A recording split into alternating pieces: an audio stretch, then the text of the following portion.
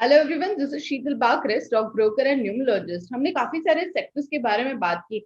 हमने auto sectors के लिए बात की, फार्मा सेक्टर्स के लिए बात की, सीमेंट सेक्टर्स के लिए बात की। आज हम लोग बात करेंगे अबाउट ऑयल सेक्टर्स की ऐसे कौन से स्टॉक है स्टॉक मार्केट में जो डिपेंड करते हैं ऑयल सेक्टर्स पे। काफी सारे स्टॉक्स है, आपको गिन चुन के इंडियन ऑयल पता होगा, ऑयल इंडिया पता होगा, ओएनजीसी पता होगा, बट लॉट्स ऑफ स्टॉक्स है जो क्रूड ऑयल पे डिपेंड करते हैं और ऑयल सेक्टर डिपेंड करता है क्रूड ऑयल पे। तो ऐसे कौन से स्टॉक है जिससे फर्क पड़ सकता है ऊपर जाने के लिए, नीचे आने के लिए।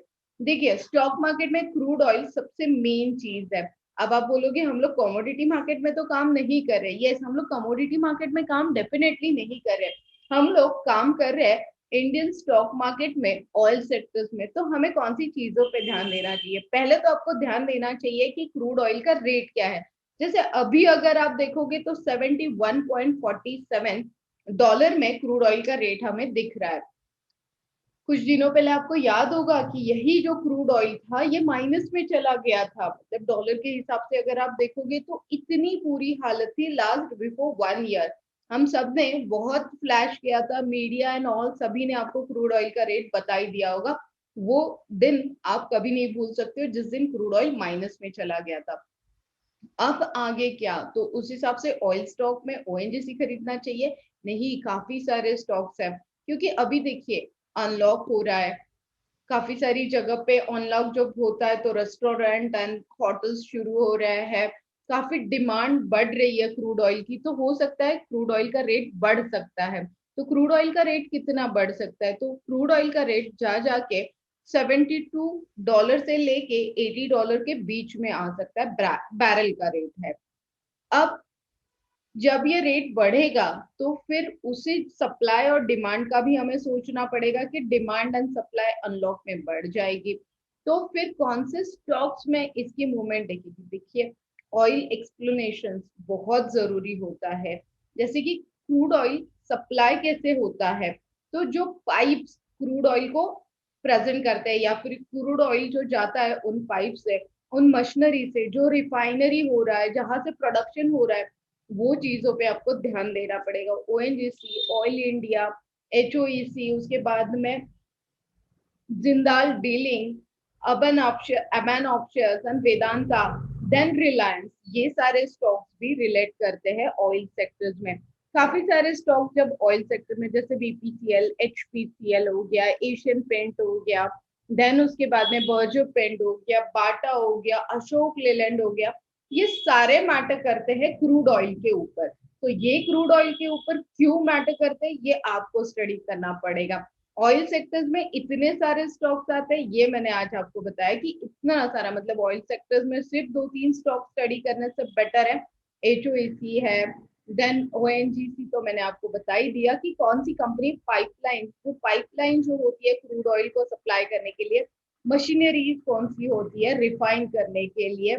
देन ये सारी चीजों का जब आप स्टडी करोगे तो yes, oil sector is the one of the best sector for earnings. बात करते हैं आज के मार्केट की। कोरोना का इफेक्ट कम होते हुए हम लोग देख रहे हैं। कल मोदी जी भी आके बोल के गए कि काफी सारी चीजों पे अनलॉक वो करने वाले हैं। सेफ्टी हमें लेनी पड़ेगी, वैक्सीनेट हर एक को किया जाएगा। सो उसके बाद में G7 कंट्री के अंदर जो बिजनेसेस चल रहे हैं उसके ऊपर 15% कम से कम टैक्स आपको कॉर्पोरेट टैक्स देना पड़ेगा। कल अगर आपने देखा होगा तो 208 शेयर्स के सर्किट्स ओपन किए गए हैं। That is good. और अनलॉक के वजह से होटल्स एंड रेस्टोरेंट खुल चुके हैं। इथेनॉल का जो बेनिफिट हमें मिल रहा है शुगर सेक्टर के लिए, अब डिमांड बढ़ेगी। डिमांड बढ़ेगी तो डेफिनेटली शुगर सेक्टर और बढ़ते हुए हम लोग देख सकते हैं। एंड यस, आज तो मैंने सबसे बेस्ट आप लोगों के साथ बात की about crude oil, about oil sectors, क्योंकि रोज कुछ ना कुछ आप लोगों के साथ शेयर करना तो बनता ही है। उसके बाद में अगर आप यहाँ पे देखोगे तो यस, आज का मार्केट हम लोग देखते हैं यहाँ पे कि मार्केट में क्या हो रहा है।